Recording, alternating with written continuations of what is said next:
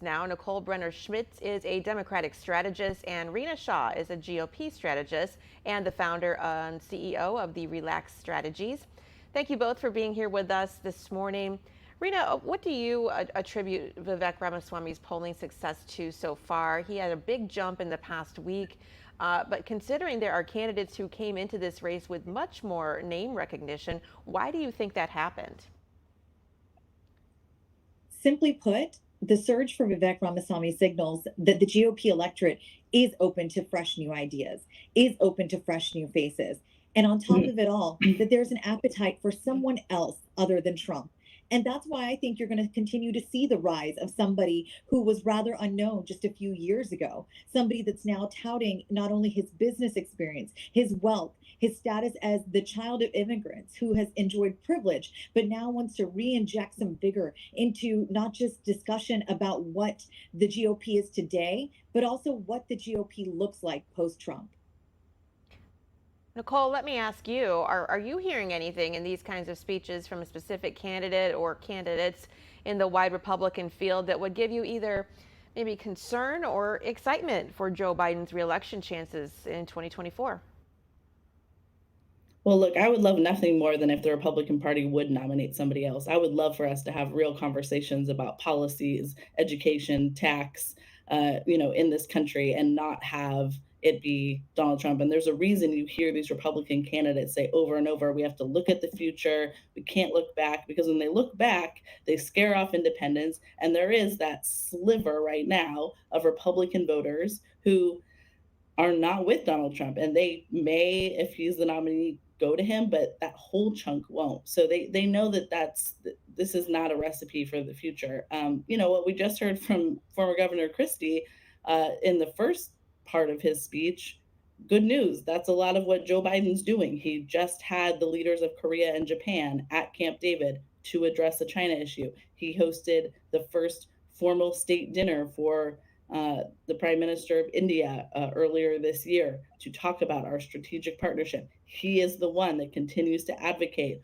for us to defend Ukraine and be a part of that. So the beginning of his speech sounded a lot like what the Joe Biden White House is doing. So I'm not sure where Chris Christie's drawing that differential for himself. And Rina, so far, Chris Christie's approach of being the most vocal Trump opponent hasn't really reflected well in national polling. We expect him to continue that message at the first debate this week. So what's the ceiling with that kind of strategy in today's Republican Party? That ceiling will be known next week. And that's where we will get to finally hear from all these candidates about what they envision a post Trump America to look like. And we haven't really come out of that. Yes, we have Joe Biden as the current president, but Trump has continued to suck up the oxygen in the national discourse because he's forever changed it. The sensationalism he has brought from his own bully pulpit, even leaving the White House and not having that official podium, what we've seen that do is transform the nature of how politics is done, how campaigning is done. We live in an era of the wild, wild west when it comes to campaigns and how they frankly do things anymore. There was a time just a mere 10 years ago where campaigns were careful about their messaging. They would be very concerted in their strategy, meaning there were no slip ups like the one we saw this past week between a super PAC that's supporting Ron DeSantis and the DeSantis campaign itself. We also didn't see. Yeah. All right, Nicole Brenner Schmitz and Rina, we ask if you could please stand by. We're going to take a quick commercial break, and we'll be right back.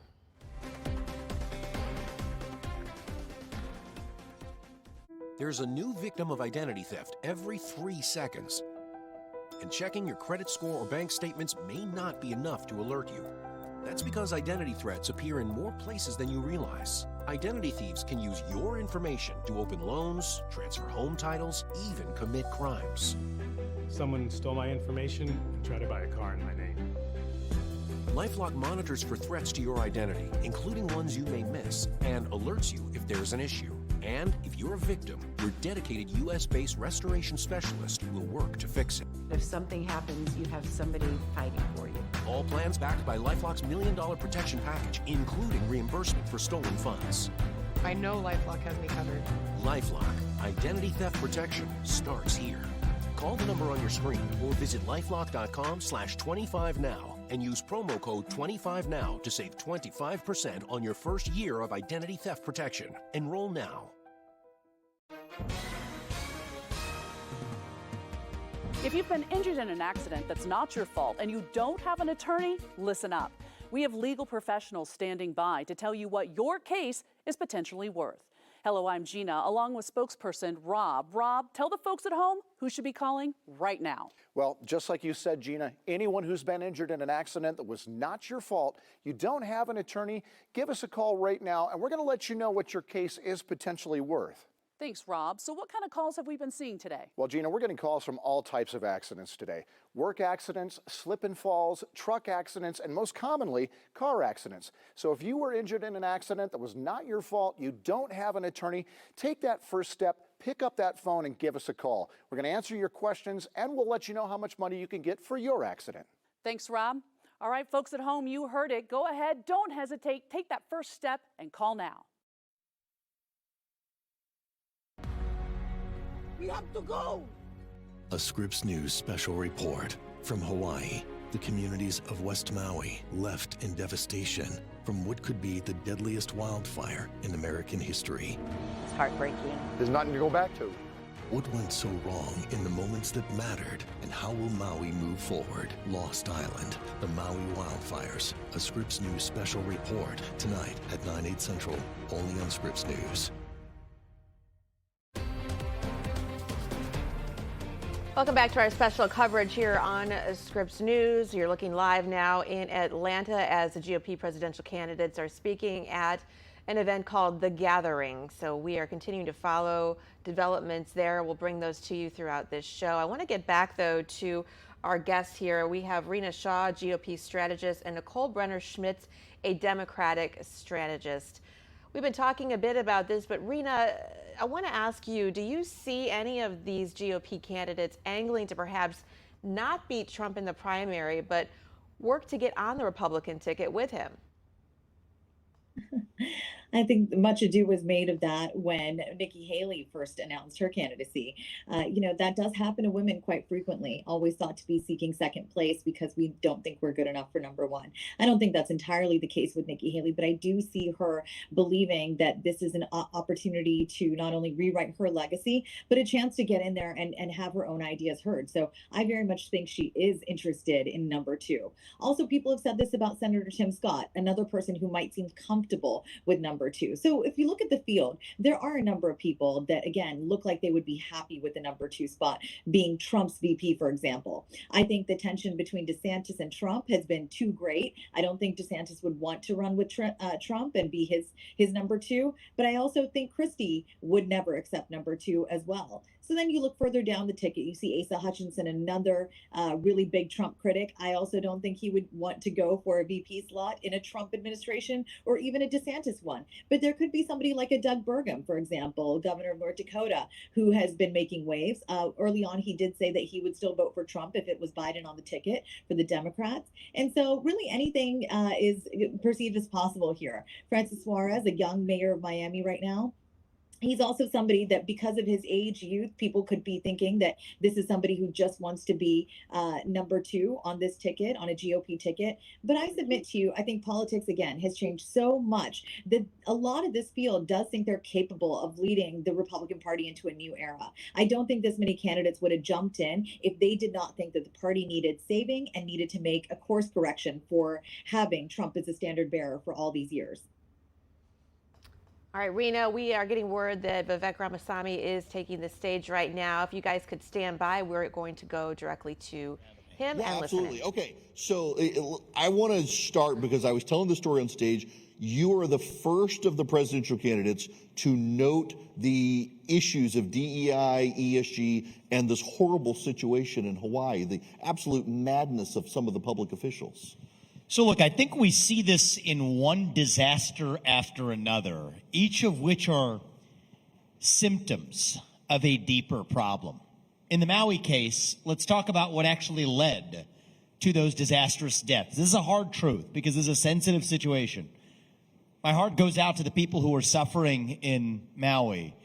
Helping them, I think, is one of our most important objectives. I think it's frankly shameful that we have a U.S. president that has not physically been present there, let alone providing the level of aid that I think is required to help residents there, which is now the most important issue. But if we don't learn from our mistakes, we're destined to make them again. There was an Obama appointee, climate change activist, who also believes, as part of this broader Gaia-centric worldview of the earth, that water rights need to be protected, which led to a 5 to 6 hour delay in the critical window of getting waters to put out those fires. And we will never know, although certain signs point to the fact that we very well could have avoided those catastrophic deaths, many of them, if water had made it to the site of the fires on time. And I bring this up because we are destined to repeat our mistakes again unless we learn from the ones we have already made. Take the disaster in public education. Now we have black kids who don't score as well as white kids or Asian kids in school. And we're coming up with the truism that math is racist, when in fact, what really might have been inequitable, racist, pick your favorite word, is the fact that in the midst of the COVID pandemic, not fires this time, but a different catastrophe, we again made disastrous decisions to systematically close public schools, especially in poor regions, while private schools and others were able to remain open. And so I think what we often see is the rise of wokeness, whether it is in our public schools, whether it's in the military, whether it's in foreign aid, whether it's in domestic aid. It really is a deflection. It's kind of what I call a woke smoke, to deflect accountability for actual underlying failures in those institutions. And I think that we as conservatives, and I'm not criticizing anybody else here but myself, to be honest with you, I have written books. I wrote Woke Inc. back when most people in our movement had never heard that word. I think there was a time and place for focusing on the problem, but I think it's also important right now, though, that we don't... We're listening in to Vivek Ramaswamy live in Atlanta. We are going to take a quick commercial break. We'll have more from his Speech Plus reaction when we come back. CVS is quiet about this program, giving away generic Viagra for just 87 cents. CVS and Walgreens sell the same tablets for $30 to $40 each. This is from CVS. Look, 9 tablets, 100 milligrams sildenafil, aka generic Viagra, for $406. That's $45 a tablet. This is from Walgreens. $417 for 9 tablets of 100 milligrams sildenafil, or $46 per tablet. What CVS and Walgreens don't want you to know is that you can now get the exact same ED meds delivered for just 87 cents per tablet. The program is called Friday Plans. They get you prescribed generic Viagra online and deliver it right to your door in discreet packaging for as little as 87 cents per tablet. All doses are priced the same, so you don't pay more if you need a stronger dose. The prescription is free, and the shipping is free too. You can get started today and get generic Viagra from Friday Plans for as little as 87 cents by texting AMEN, AMEN, to 69069. Once you text, they'll send you a link to get started. All you got to do is answer a few medical questions on their website. One of their doctors will review your answers and prescribe you online, if appropriate. The whole thing takes less than 2 minutes, and you don't have to talk to the doctor in most cases. After that, Friday Plans delivers you generic Viagra in a plain white package like this in 2 to 3 days. Once you open it, you'll find this inside. So much better than a pill bottle. Each tablet comes individually wrapped, so you can tear one off and put it in your wallet. Right now, Friday Plans is offering a special deal for new customers. $10 off your first package, which means you can get 9 tablets for just $15, including taxes and fees. The prescription is free and the shipping is free as well. Text AMEN, AMEN, to 69069 today. This is Sydney. Hello. Look at the space between her head and her shoulder. It's a square. What Sydney needs is a pillow that properly supports her neck and keeps her spine in alignment. Hence, the Pillow Cube. Buy the Pillow Cube today. This is Wise. 40 currencies, 150 countries, one account to take on the world. Take on Rio, take on Rome, take on this, and download the app today. Welcome back to our live coverage of the Gathering Conservative Conference in Atlanta, where we just heard from GOP hopeful Vivek Ramaswamy and Christie, Ron DeSantis, Mike Pence, Nikki Haley, Tim Scott all spoke yesterday. And let's bring in Nicole, Brenner, Schmitz, and Rina Shaw again for our final thoughts. Nicole, do you see 2024 inevitably being Biden versus Trump again?